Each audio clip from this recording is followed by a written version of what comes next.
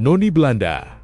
Julukan yang tiba-tiba ramai di media sosial. Glamor, berkelas, penuh gaya, tapi juga dikelilingi angka kekayaan ratusan miliar rupiah. Siapa sebenarnya sosok di balik panggilan itu? Nama lengkapnya Syarifah Suraidah. Ia adalah istri Gubernur Kalimantan Timur, Rudy Masud. Namun belakangan, publik justru lebih banyak membicarakan dirinya bukan hanya sebagai pendamping kepala daerah, tapi sebagai figur dengan pengaruh politik dan sosial yang kuat. Lahir di Balikpapan pada 1 Januari 1981, Syarifah tumbuh dan mengenyam pendidikan di Kalimantan Timur. Ia sekolah di SDN 1 Penajam, lalu melanjutkan ke SLTPN 1 Penajam. Hingga akhirnya lulus dari SMK Sekolah Perawat Kesehatan, Departemen Kesehatan Balikpapan pada tahun 2000. Latar belakangnya memang bukan dari kampus elit nasional, tapi perjalanan hidupnya menunjukkan satu hal. Jalur sukses bisa datang dari mana saja. Karier profesionalnya dimulai di sektor bisnis. Pada 2014, ia menjabat sebagai Direktur PT Barokah Agro Perkasa, perusahaan di bidang perkebunan dan pengolahan kelapa sawit dari dunia usaha. Langkahnya kemudian melesat ke politik saat suaminya maju dalam Pilgub Kaltim 2024. Syarifah maju sebagai calon legislatif dan terpilih menjadi anggota DPR RI periode 2024 hingga 2029 dari fraksi Golkar. Ia duduk di Komisi ke-6 yang membidangi perdagangan, persaingan usaha, dan BUMN, posisi strategis dengan ruang lingkup kebijakan ekonomi nasional. Tak berhenti di sana, aktivitasnya di daerah juga padat. Ia menjabat sebagai Ketua TPPKK Provinsi Kaltim, Bunda Paut, Ketua Dekranasda, Ketua Tim Pembina Posyandu, hingga Ketua Kormi Kalimantan Timur periode 2024 hingga 2029. Di luar struktur formal, ia juga membangun jaringan relawan bernama Besti Syarifah Suraidah atau BSS, komunitas yang memperkuat pengaruh sosial dan politiknya di Kalimantan Timur. Namun yang membuat namanya viral bukan hanya jabatan. Julukan Noni Belanda muncul karena gaya tampilnya yang dianggap elegan dan mencolok. Dalam sebuah video yang beredar luas, Syarifah terlihat menghadiri bazar PKK dengan busana biru bermotif bunga pink, kalung mutiara, anting putih, dan topi lebar bergaya Eropa klasik. Penampilan itu langsung mengundang beragam komentar netizen. Ada yang memuji, elegan banget, beda dari yang lain. Ada pula yang menyindir, serasa pejabat zaman kolonial. Sebagian lain menilai gaya tersebut sebagai bentuk ekspresi diri yang sah-sah saja. Di tengah sorotan gaya glamornya, publik kemudian dibuat tercengang dengan data LHKPN yang dilaporkan Maret 2025. Total kekayaan Syarifah tercatat mencapai 166,5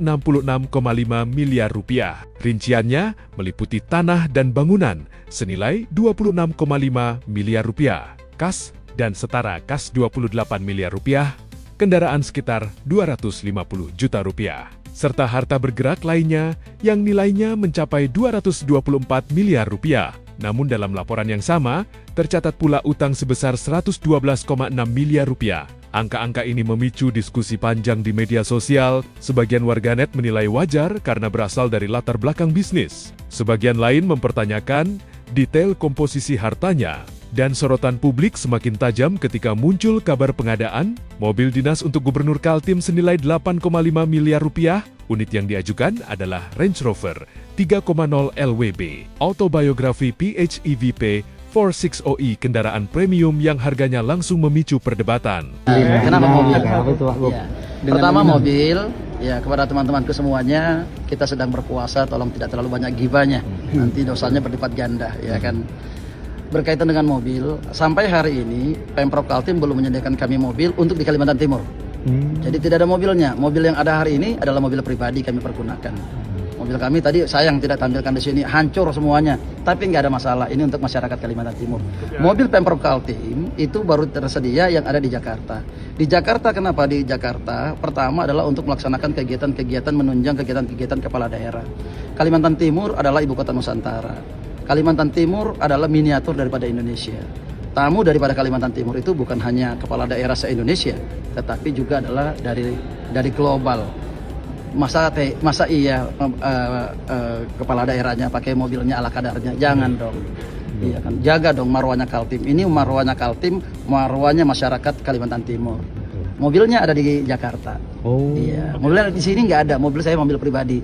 Jadi kepada seluruh masyarakat Kalimantan Timur, mohon doanya agar kita tetap dikuatkan, kita menjalankan amanah. Terima kasih. Pemberitaan yang 8,5 M itu Pak Gub yang di LPC itu Sesuai dengan Permendagri nomor 7 tahun 2006 bahwa pengendaraan mobil untuk kepala daerah jenis sedan adalah 3000 cc.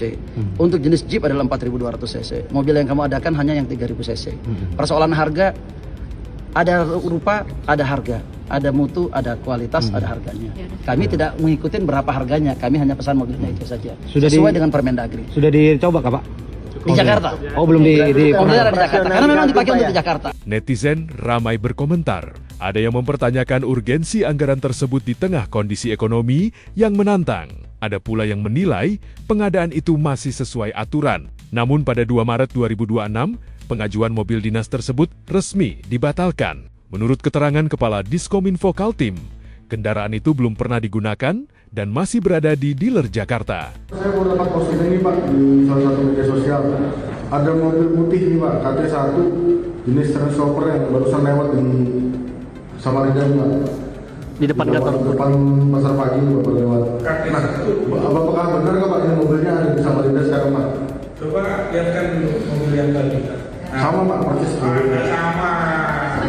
Tidak sama. Coba. Sama persis Pak. Tidak sama. Coba dari samping. Persis Pak. Persis sama Pak, Range Rover. Iya, coba dari samping. Coba dari samping. Nah, sama kan? Apakah nah sama Pak? Itu KT apa? KT1 Pak. Dari awal sama awal. Itu mobilnya pribadi. Tapi ini Mobil pribadi gubernur berarti Pak, Jakarta Putih Pak.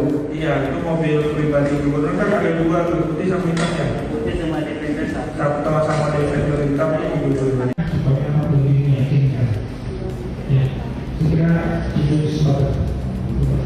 Pak, saya menerima surat permintaan pembelian. Lalu saya terima dan saya setujui. Nanti teknisnya ini karena unitnya ada di Jakarta, nanti perwakilan pihak Pemprov Kaltim. Nanti saya diwakili dengan perwakilan di Jakarta juga untuk melakukan surat terima sesuai ketentuan yang ada. Ikut lelang atau seperti apakah? Ikut awalnya itu saya dikasih kepercayaan sama pihak ATPN Bino Mobil kan, Range Rover ini saya sebenarnya ditunjuk untuk dikasih kepercayaan untuk memasarkan di pemerintah maupun swasta. Jadi pada saat itu ada konfirmasi, jadi saya mulai tayang di Inapro. Pak itu Anda langsung dipilih begitu ya Pak? Iya. Berarti kan tanpa lelang Pak ya? Langsung klik ya? Kalau lelang kan enggak wajib sekarang. Maksudnya sesuai dengan Inapro aja. Sama sekarang saya kan lebih banyak jual seperti jual-jual barang lainnya seperti Itu melalui Inapro katalog? katalog websitenya Inapro. Berarti langsung berhubungan dengan Pemprov Kaltim Pak? Sama Biro Barjas berarti langsung Pak ya? Pak izin Pak. Ada menceritakan kalau Bapak juga menjadi langganan pemerintah sejauh ini, memang ini yang paling mahal atau sebenarnya Pak? Sebenarnya yang lebih mahal? Kalau selama ini yang paling mahal Pak.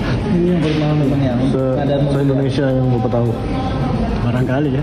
Kalau dulu kalau sekarang kan ada lelang tuh. Kalau dulu sering ikut-ikut lelang sih ya memang paling mahal. Keputusan pembatalan disebut sebagai respons atas aspirasi masyarakat setelah konsultasi dengan Kemendagri, KPK, dan BPK. Gubernur Rudi Masud juga menyampaikan permohonan maaf kepada publik dan menegaskan fokus pada pelayanan masyarakat. Assalamualaikum warahmatullahi wabarakatuh. Kami ingin menyampaikan bahwa pemerintah Provinsi Kalimantan Timur memutuskan untuk membatalkan mobil dinas gubernur yang sebelumnya direncanakan. Keputusan ini kami ambil setelah mendengar dan mempertimbangkan secara serius aspirasi serta masukan positif masyarakat Kalimantan Timur. Kami menegaskan keputusan ini insya Allah tidak akan mengganggu kinerja kerja pemerintahan. Tugas-tugas pelayanan publik tetap berjalan optimal dan fokus kami tetap pada kesejahteraan masyarakat. Di bulan yang penuh magfirah, teriring permohonan maaf kami kepada seluruh masyarakat Indonesia, khususnya masyarakat Kalimantan Timur. Kami mengucapkan terima kasih atas masukan masyarakat, kritik yang membangun, insya Allah akan menjadi energi bagi kami dalam mewujudkan Kaltim sukses menuju generasi emas. Mohon doa, restu, karena pemerintah yang baik adalah pemerintah yang mau mendengar dan berani mengambil keputusan yang bijak.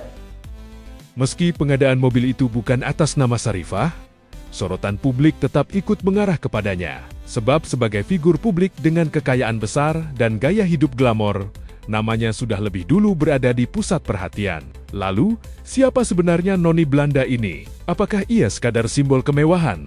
Ataukah representasi perempuan daerah yang berhasil menembus panggung nasional dengan caranya sendiri? Faktanya, Sarifah Suraidah adalah kombinasi dari banyak peran, pebisnis, politisi, aktivis organisasi, istri kepala daerah, sekaligus figur publik dengan branding yang kuat. Di era media sosial, gaya bisa menjadi identitas, kekayaan bisa menjadi bahan diskusi, dan keputusan kebijakan bisa menjadi ujian kepercayaan publik. Kisah Sarifah bukan hanya tentang glamor atau angka ratusan miliar, tapi tentang bagaimana seorang perempuan dari Balikpapan membangun pengaruh, menghadapi sorotan, dan tetap berdiri di tengah opini yang terbelah.